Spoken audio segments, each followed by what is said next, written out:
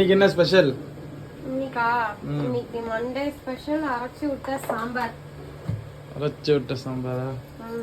Ready ஆயிடுச்சா? இனிமே தான் ரெடி பண்ணணுமா? இப்பதான் பண்ண போறேன். பாப்போமா எப்படின்னு. கொஞ்சம் அதுக்கு வந்து நம்ம சாம்பார் தூள்லாம் போட மாட்டோம், வீட்டில் அரைச்சது. அதுக்கு வந்து தனியா ஒரு பொடி மாதிரி இடிக்கணும், இடிச்சுதான் போடணும். அதுக்கு நான் என்ன எடுத்துறேன்னா கடலைப்பருப்பு, அப்புறம் வெந்தயம், தோரம்பருப்பு, ஜீரகம், மிளகு, உளுத்தம்பருப்பு, அப்புறம் வந்து தனியா, அப்புறம் மிளகா காரத்துக்கு. எண்ணெய் காஞ்சிட்டு இப்போ அதில் எல்லாத்தையும் சேர்த்து காஞ்சிக்கும். சேர்த்து நல்லா வதக்கணும். உங்களுக்கு எவ்வளோ காரம் வேணுமோ அவ்வளோ காரத்துக்கு மிளகா சேர்த்துக்கோங்க. இப்போ இந்த மாதிரி நல்லா சிவப்பாக வறுத்துக்கணும். ரொம்ப சிவப்பாக இல்லை, ஒரு மீடியமாக வறுத்துட்டு ஆஃப் பண்ணிடணும். ஆஃப் பண்ணிட்டு அப்புறமா தேங்காய்,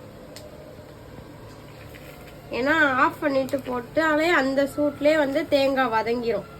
வந்து முருங்கைக்காய், அவரைக்காய், பீன்ஸு, கேரட்டு, ஆனால் சின்ன வெங்காயம் நிறையா போட்டால் தான் நல்லா இருக்கும். கத்திரிக்காய், தக்காளி, வெண்டைக்காய், உங்களுக்கு என்னென்ன காய் வேணுமோ எல்லா காயும் போட்டுக்கலாம். எல்லா காயுமே வதக்கி நல்லா வேக வைக்கணும். ஃபஸ்ட்டு சின்ன வெங்காயம் போட்டுக்கலாம், பச்சை மிளகா, அப்புறம் ஒரு பெரிய வெங்காயம் போட்டு நல்லா வதங்கணும். எல்லா காயுமே சேர்த்துக்கலாம். கொஞ்சமாக மஞ்சள் பொடி, அப்புறம் இந்த காய் வேகிறதுக்கு உப்பு, தண்ணி ஊற்றிக்கலாம். நான் அந்த பொடி வந்து வதக்கி வச்சிருந்தேன்ல, அந்த இதெல்லாம் சாமான்லாம் அதை நல்லா பொடி பண்ணி எடுத்துட்டு வந்துட்டேன். இந்த அளவுக்கு இருக்கணும். இப்போ இந்த பொடியை இதில் சேர்த்துக்கலாம். காயெலாம் நல்லா வெந்துட்டு பாருங்க, இதெல்லாம் சேர்த்துக்கலாம். இந்த பொடி நல்லா மிக்ஸ் ஆயிடுச்சு. இப்போ புளி ஊற்றிக்கலாம்.